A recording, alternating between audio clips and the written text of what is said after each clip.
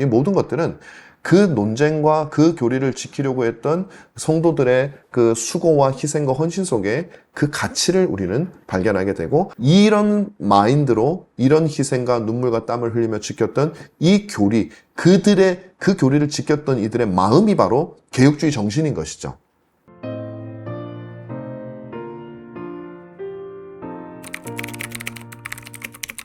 예, 여러분 만나서 반갑습니다. 오늘 여러분과 같이 나누고 싶은 이야기는 바로 역사신학 혹은 교회사를 왜 우리가 배워야 되는가 하는 것입니다. 저는 여기에 대해서 할 말이 정말 많고, 어떤 의미에서는 제가 전공한 역사신학, 교회사에 대해서 상당한 자부심을 가지고 있는 것도 사실입니다. 자부심이라는 게 다른 타 신학 분야는 별 볼 일 없다거나 부족하다거나 그런 뜻은 아니고요. 이 모든 것이 다 같이 어우러져야 되는 것인데, 특별히 제가 역사신학을 전공했기 때문이기도 하고, 또 여전히 가지고 있는 자부심은 역사신학이 다른 분과에 비해서 가지고 있는 탁월성 혹은 독특성이 있다고 믿기 때문에 그렇습니다. 제가 신학대학원에서 이제 미래의 목사님이 되실 분을 가르치고 있는 사람인데요. 신학대학원을 가니까 우리 학생들이 역사신학에 대한 관심이 상당히 적은 것을 알게 됐어요. 저는 너무 좋아하고 너무 사랑하는 역사신학인데 왜 학생들은 역사신학을 별로 좋아하지 않을까 이렇게 생각을 해봤더니, 한편으로는 역사신학의 맛을 온전히 누릴 수 있는 그런 단계가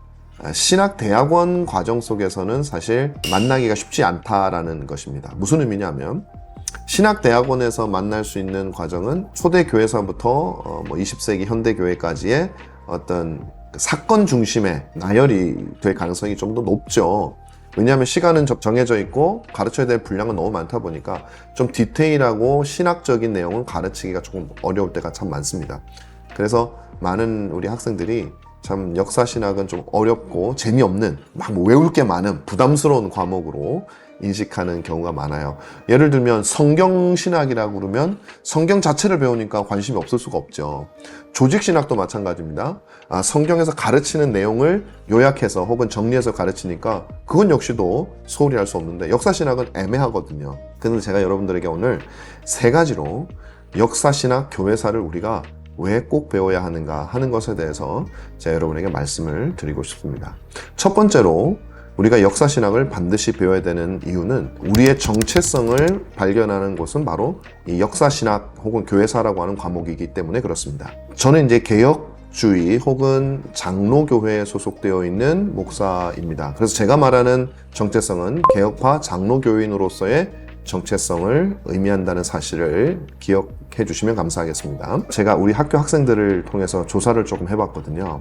우리 학교 3학년 학생들 세 반에 들어가서 여러분들이 정말 3년 동안 송신대학교 신학대학원을 다니면서 개혁주의라는 말을 수도 없이 들었을 텐데, 정말 개혁주의에 대해서 나는 뭔지 알겠다, 이제 졸업하는 게 한 학기밖에 안 남았는데 이제 내 개혁주의가 뭔지 알겠다 라고 생각하는 사람 제가 발표시키지 않을 테니까, 그리고 틀려도 좋으니까 마음속으로라도 개혁주의가 뭔지 나는 알겠다 생각하는 사람 손들어 보라고 했었어요. 그랬더니 세 반, 한 반이 보통 60명씩이니까 180명 정도 되는데, 이번 학기에 들어가는 세 반에서 180명 중에 딱 2명의 전도사님들이 손을 들었습니다. 저는 굉장히 어떤 면에서는 예상을 했고 어떤 면에서는 제 예상보다도 더 적은 숫자라서 놀라기도 했습니다. 다시 말하면 개혁주의를 강조하는 총신이라고 하는 곳에 3년간, 2년 반이죠, 다녔음에도 불구하고 스스로 생각하기에 내가 개혁신학이 무엇인지 알겠다고 생각하는 나름 자신감을 가지고 있는 사람은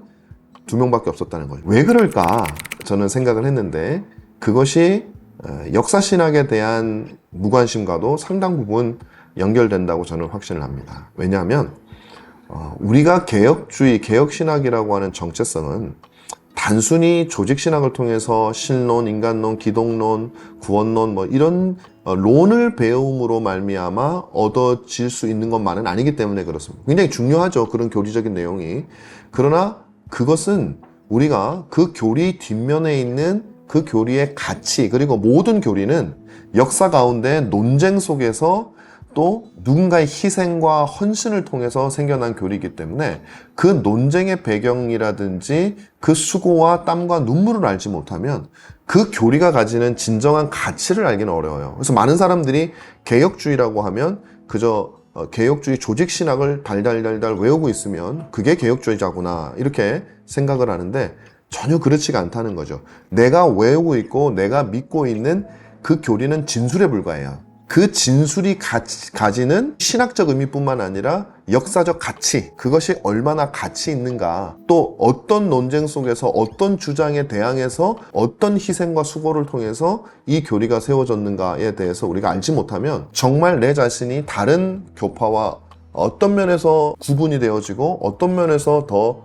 우리가 탁월하거나 혹은 어떤 면에서 우리가 더 그것을 소중히 여겨야 되는지에 대한 이해가 없어지게 되는 거죠. 예를 들면 이렇습니다. 삼위일체 교리, 이건 뭐 개혁파만 받아들이는 건 아니지만 삼위일체 교리를 문자로만 받아들이면 사색적인 어떤 그런 문구에 불과하죠. 그래서 그런데 여러분 삼위일체 교리가 처음 형성되던 초대교회 당시를 한번 생각해 보세요. 아리우스주의자들이 등장을 해서 예수 그리스도의 신성을 부인할 때 알렉산드리아 교회의 알렉산더라고 하는 교부와 감독과 그 교회의 집사였던 아타나시우스라고 하는, 나중에 이제 감독이 되죠. 감독이 얼마나 수고하여 얼마나 고생하여 5번 6번 유배를 받으면서 눈물과 땀을 흘려가며 전 생애를 바치며 한 문구에 목숨을 걸며 지켰던 그 삼위일체 교리의 가치는 그들의 삶과 수고와 그들이 함께 나눴던 그 투쟁과 그 토론과 논쟁들을 볼 때에 우리가 이 교리가 가지는 가치가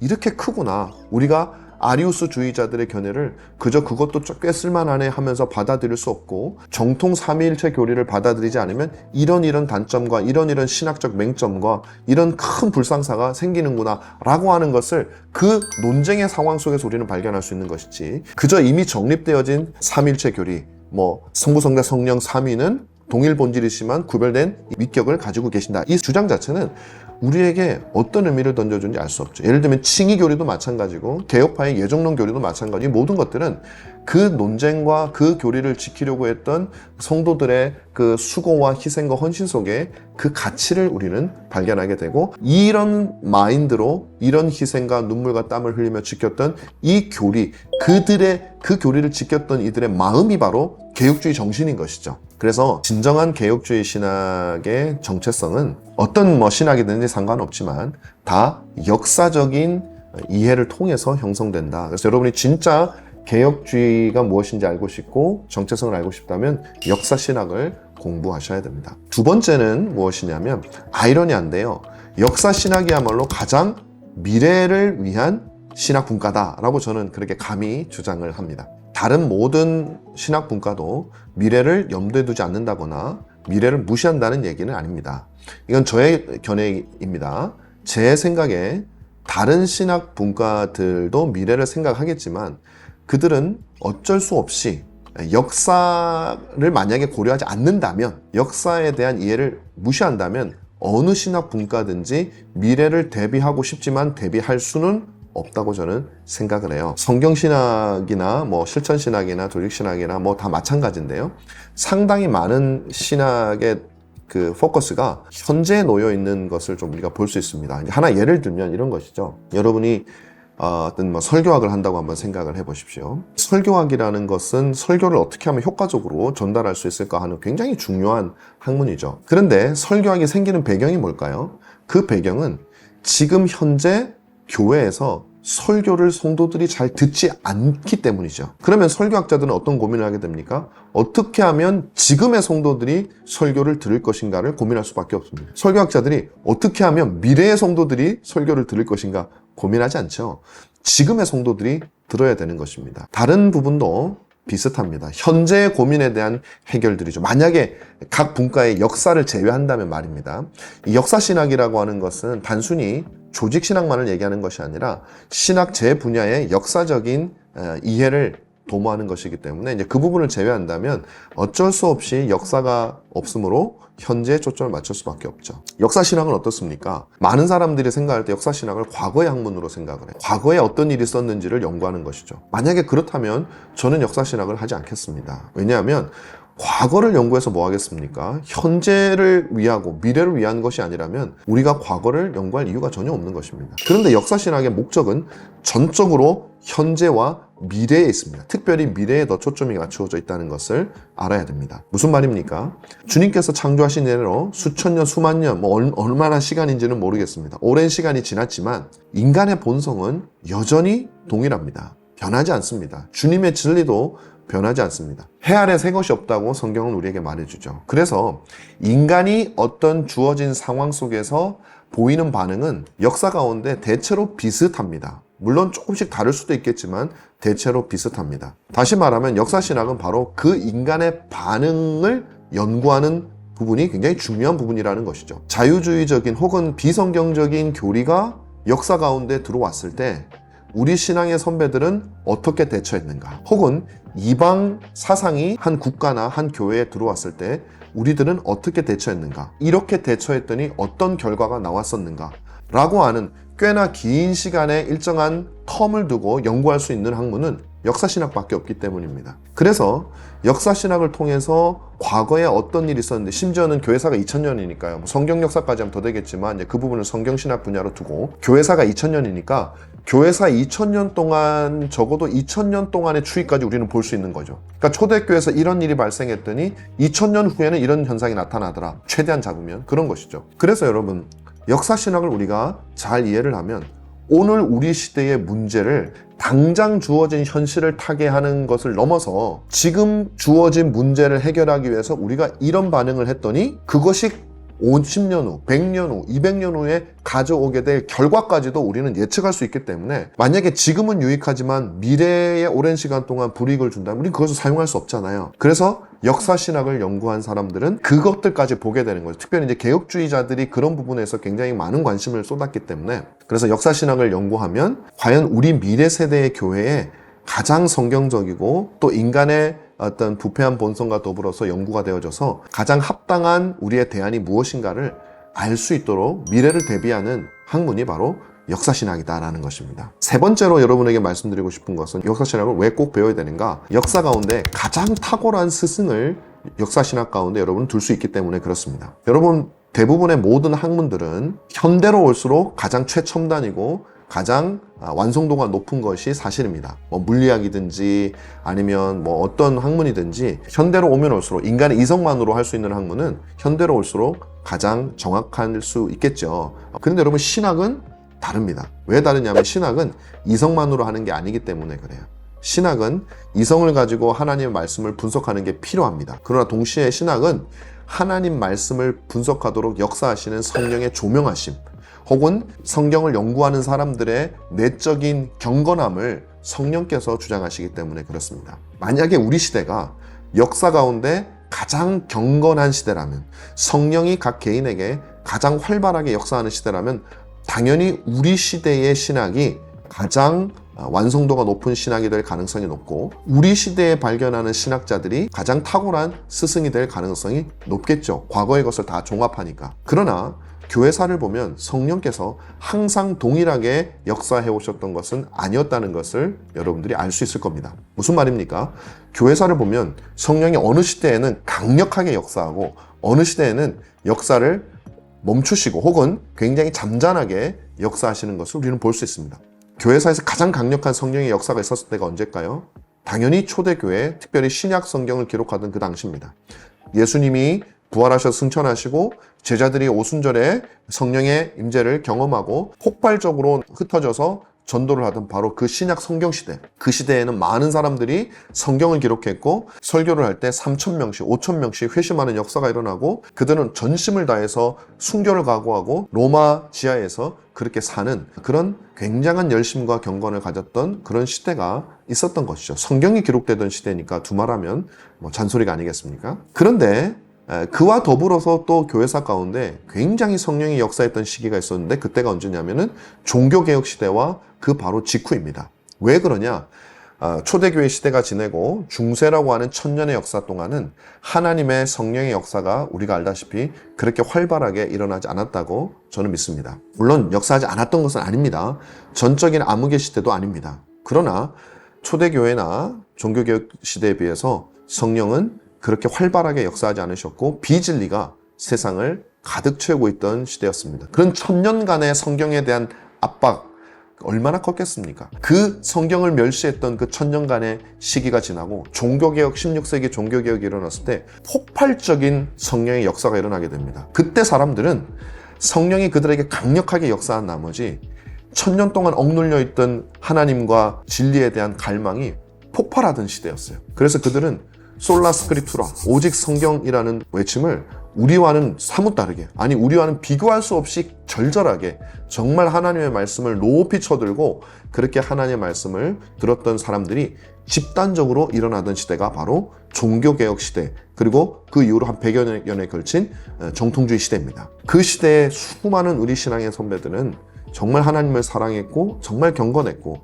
그들은 자신이 가지고 있는 이성을 총동원하여서 하나님의 진리를 연구하기 위해서 애썼습니다. 그 결과 그 시대에는 탁월한 신앙의 선생들이 집단적으로 등장했던 것을 볼 수 있어요. 그것은 성령의 역사죠. 아주 쉽게 비교해 볼 수 있으려면 1517년에 루터가 종교개혁을 시작했는데 그 1517년 이전 20년과 그 이후 20년 혹은 이전 30년과 그 이후 30년을 비교해 보면 비교할 수 없습니다. 루터가 1517년에 나타나기 이전에는 소위 말하면 바른 진리를 가진 사람들이 어디에 숨었는지 거의 나타나지 않았어요. 그런데 하나님께서 물꼬를 트시자 루터 이후에 30여 년 동안 얼마나 탁월한 종교개혁자들과 어디에 그 사람들이 숨어 있었는지 알 수 없었지. 마치 엘리야 시대에 숨겨진 7,000명과 같은, 바알에게 무릎 꿇지 않은 7,000명과 같은 그 수많은 사람들이 성령이 주시는 은혜와 용기를 힘입어서 유럽 전역에서 들불같이 그렇게 일어났던 놀라운 은혜의 역사가 있는, 그건 전적인 성령의 역사로밖에 볼 수가 없고, 그 시대에 발전되어 교리는 사실은 개혁파 교리 가운데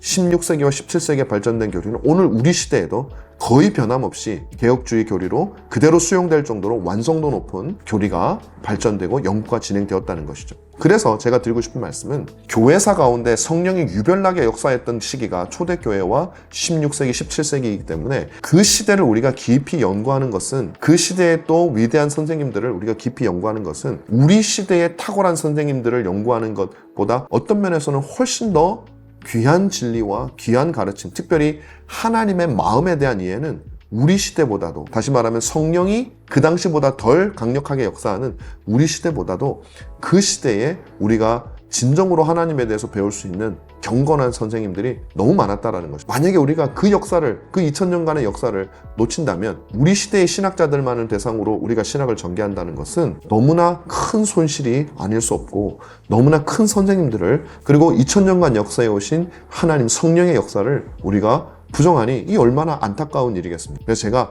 이게 열변을 통하는 이유는 정말로 교회사를 통해서 여러분은 어거스틴, 칼빈, 루터, 그 외에 수많은 종교개혁자들과 청교도들, 존 오웬, 토마스 구딘, 조나단 에드워즈 같은 탁월한 신앙의 스승들과 그들의 경건과 그 경건을 통해 사용하신 하나님의 진리를 우리가 교회사 속에서 배울 수 있기 때문에 저는 여러분들이 꼭 교회사를, 역사신학을 관심을 가지시고 읽어주실 때 하나님의 큰 은혜가 여러분들에게 임할 수 있으리라 믿어 의심치 않습니다. 여러분들 앞으로 역사신학 혹은 교회사에 많은 관심을 가지시고 그 책들도 읽으시고 설교도 강의도 들으시고 그래서 큰 유익을 누리시기를 간절히 바랍니다. 이상으로 마치겠습니다. 감사합니다.